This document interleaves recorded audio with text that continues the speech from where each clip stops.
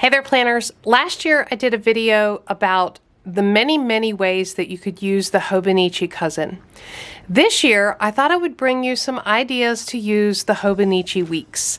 I'm going to talk about 12 different, completely different ways that you can use this planner in its entirety and how you would fill out each section of the planner for those different uses.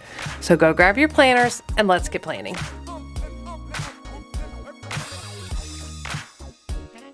All right, I have a love-hate relationship with the Hobonichi Weeks. I don't know what my problem is with this planner. I love it so much. I want to be successful at using it, but so far I have failed every year. I'm trying something new again this year. I could not help myself but buy this beautiful Liberty Fabrics pattern in the Weeks and the A5 Hun and the A6 Hun. Anyway, that's a story for another time. Today I'm going to be talking about 12 completely unique ways that you could use the Hobonichi Weeks in hopes that I will help myself to successfully use this beautiful planner this year. Okay, let's start with way number one. The first and probably most obvious way that you can use the Hobonichi Weeks planner is as an everyday carry planner. So this could be your go-to planner. The way you would use the individual sections in this case, for the annual log, this is ripe for opportunity for tracking. You've got your 12 months of the year, a small space with 4 grid spaces across, and then every day of the year listed down below. Weekends are highlighted. This is the perfect place to track some aspect of your life from a habit standpoint that you're trying to improve. As your everyday carry planner, that could be your mood, your exercise, something related to tracking. So that's how you would use this section. Flip over to the months. Of course, for an everyday planner, you would capture plans, your monthly plans here, schedules, appointments, birthdays, events, all of those things. And you would also be able to use this section to future plan because you've already got your months here, so you could flip ahead, capture things that are coming up in the future. All right, let's get to the weeks section.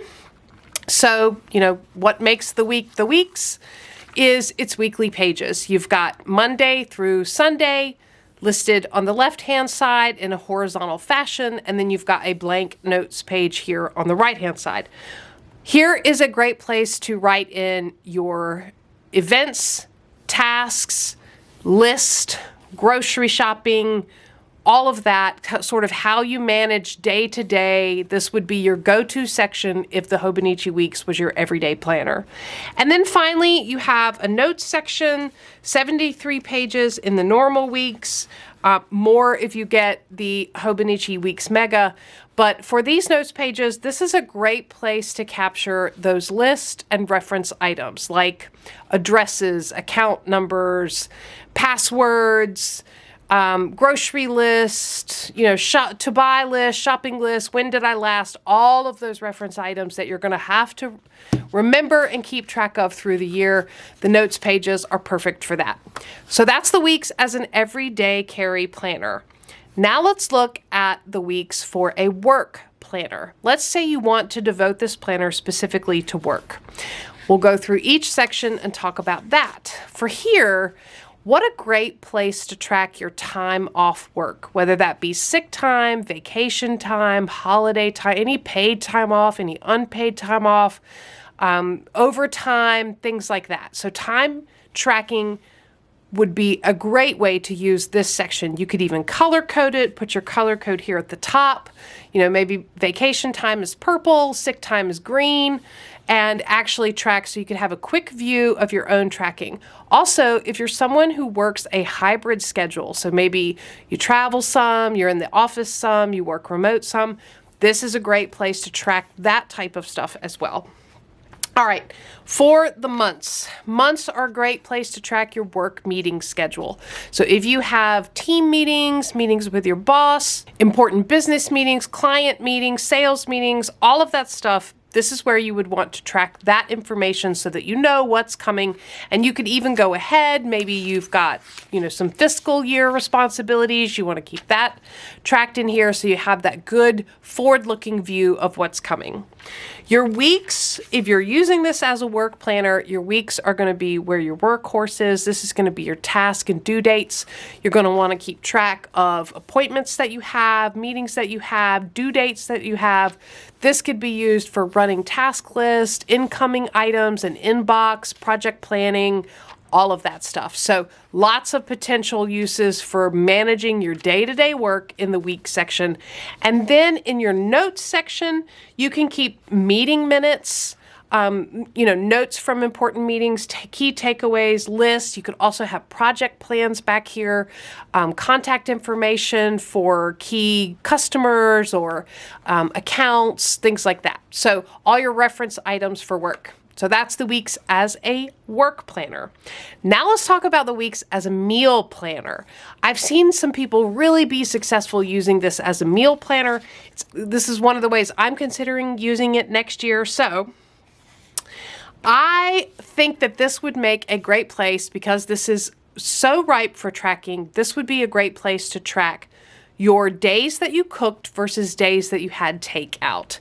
If you're like me, you're trying to save money and eating out is expensive. So actually tracking how often you eat out, or how often you cook, or how often you have leftovers would be a great way to use this section. For your monthly calendar, this is a perfect place to do a meal plan. You could see it at a month. You could track what dinners you're cooking or what breakfast and dinners you're cooking, things like that. That way you have a great place to do some shopping. You know exactly what recipes you're going to need to buy. When you flip over to the weeks section, if you're using this as a meal planner, this is a great place to do a food log and a grocery list. So you could actually take this right into the grocery store with you, or when you're ordering your groceries, and tick off the items that you need. I think there's even room here to kind of divide it out, produce section, dairy, meat, stuff like that. So this seems to me to be a great place to food log what did you actually end up eating, as well as grocery shopping. And then in your notes, what a great place to put recipe ideas, fruits and vegetables that are in season, snack ideas, your go-to meal list for winter, summer, spring, fall, all of that stuff. Or even tape in some printed out recipes, things like that. Great way if you're tracking certain, macros or carb intake, have that information here.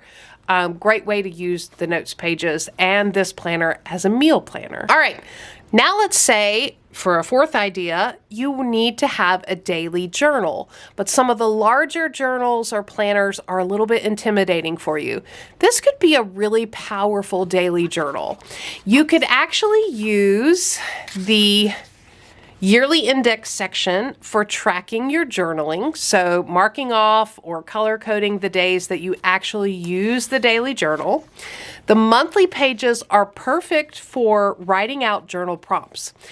So you could actually have the prompts listed here, so that you would come here, you would look at the day, you would see what is the journal prompt, and then turn over to the weeks for a short journaling session. You could actually write it out here in each of the days. Maybe it's a question that you answer, or, give some thoughts about such and such. You could just write that right in the days. Short form journaling. You could also have a place for longer form journaling. I've seen some folks extend this line across, so you could actually have the whole line all the way across for your journaling. And then in your notes pages, you've got space 73 pages for long form journaling, where you actually want to spend a little bit more time, or give yourself some more prompts. You could use your monthly calendar as gratitude logging or gratitude journaling, for a brief little description, and then keep your prompts in the back. So that's some ideas for using the weeks as a daily journal. All right, the next way to use the weeks is as a faith or spiritual journal. I've actually considered doing that this year as well. And here's how I would divide up the sections if this were my faith journal. First of all, I would use this for scripture reading plan. This is a great place to write in a scripture a day or verses a day and bring it up close. I think that's plenty of room to write in just the little abbreviated book and verses that you want to read or need to read that day. You could also use this for tracking your scripture reading. I would use the monthly calendars for gratitude logging, listing what I'm thankful for, or even prayer request, listing out the things that I'm praying for or want to pray for each day. In my weeks, this would be a great place to write out my prayers or a verse of the day.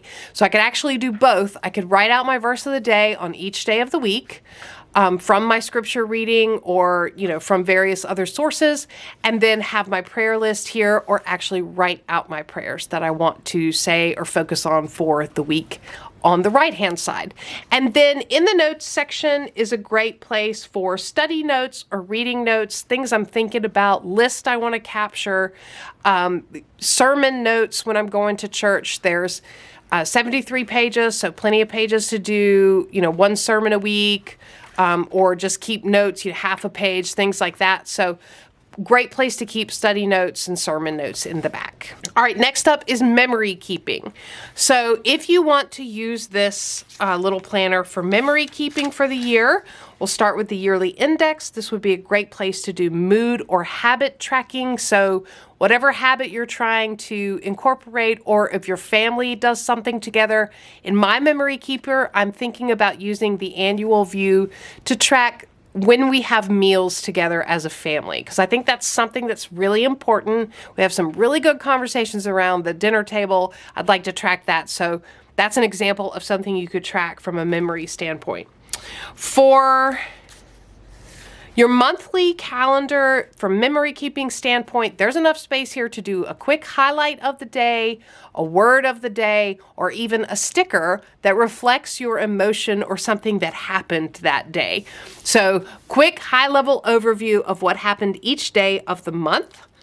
In your weekly section, for a memory keeper, this would be a great place for some short journaling, listing out a couple sentences about what happened that day, providing weather tracking, news and events, world events of the day, all of that here in the week section. And then for the notes section, this would be a great place for longer form journaling, pictures, collages, ephemera, stuff like that, things that you collect as you go about your life in the year. So that is how I would use this for memory keeping.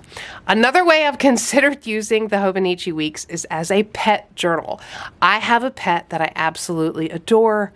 I want to remember everything he does because he is my sweetest little fur baby. And so how I would keep track of this is in the yearly section, I could track his activity. Did we go on a walk? Did we do some of his favorite things? Did we play with his favorite bone? All of that stuff. Track his activities here. In the monthly calendar, I would just keep track of his schedule, his grooming, his vets, his baths. When did he finish his whole bowl of food? When he takes meds like heartworm, stuff like that. Any purchases that I made for him, I would keep track of all of that stuff in here. In the weeks, this would be a great place for memory keeping for your pet. So writing a little journal entry as though your pet wrote it, what happened in your pet's life that day, what was going on, any behaviors, especially if you have a new puppy and you're training that puppy, keeping track of behaviors like potty training, chewing, all of that stuff, really keeping track of how your puppy or your pet is, or your kitty cat is growing. And then in the back part would be, in the notes section, would be a great place to keep stories, notes from visiting the vet, or photos of your pet, any ephemera from your pet. A little over halfway through the list, another way to use this little planner is as a journal for your children. I've even seen folks dedicate 1 week to each of their children. So for the yearly index, a way to use this for your child's journal is to keep track of growth stats or mood or symptoms, health, things like that, keeping track of items in your child's life. For the monthly calendar, big events, special days, things that happened at school, school events, things like that for your child. In the daily section, this would be an excellent place for a child journal to keep daily memories, little journaling, maybe even some photos or ephemera. And then also in the notes, doing a little bit longer journaling, keeping notes on special events, doing a birthday spread, things like that. Also keeping photos and collages to track the life of your child in a specific year. Another way to use this tiny little book would be as a reading journal, and it would be so cute and easy to carry around, very portable. So the way that you could use each of the sections for a reading journal would be to track the days that you read in this section. So how many days that you read, when do you start and finish books? In the monthly section, you could also capture book releases, when certain books are coming out that you want to purchase, when you purchase books, when you start books, and when you finish books, what dedicated reading days, library days, all of those items related to reading. In your weekly section, this is where I would actually track reading and keep notes on my reading. What did I read? How far did I get, and what are some of the key takeaways from my reading? And then finally, I would capture in the notes book reviews and character profiles, just keeping more detailed notes on the books once I finished them. All right. 10th way to use this little journal would be as a health and wellness journal. So here I would keep steps and exercise days would be great things to track here. You could also do weight tracking, list your goals here at the top and track that in this section. For the monthly, this would be a great place to keep track of what workouts you're doing, especially if you're doing 30-day challenges or specific workouts on each day's targeting zones. This would be a great place to track that. The weekly section would be perfect for meal logging or tracking your macros, making shopping lists if you're buying certain foods, or keeping up with certain activities if you're tracking heart rate or blood pressure, temperature, things like that. Cycle tracking, all of that could go on the right-hand side of the page. And then finally in the back, recipe notes, workout notes, some symptoms, descriptions of things, successes, ideas for stretches, all of those sort of reference items related to your health and wellness would also be a great place to track doctor visit notes. All right, 2 more ideas. The last 2 ideas for ways to use this planner. Number 11 is as a content planner. If you're a content creator, this is a great way to use this little planner. Here in this section, this would be perfect for tracking stats, whether it's subscribers or followers, income related to content. This would be a great place to track all of that. On the monthly calendar, this would be a great place to track a posting or publishing schedule, what you want to post to where, backing up from that, when it needs to be prepared or pictures taken, all of that scheduling content here in this section. In the weekly section, this would be a great place to track your filming, editing, uploading activities, also any notes, subscriber comments or questions, special events that you want to recognize with your social media accounts. All of that could go in here. And then in the notes section, this would be a great place to track more detailed items like income, expense, video ideas or post ideas, any contact information or account information. If you're doing some sponsored items, sponsored social media posts or videos, this would be a great place to write down the details there for reference. You could even do scripts in the back here. All right, and finally, the way you could use the weeks is as a finance planner. So a couple of ideas for how to use each section.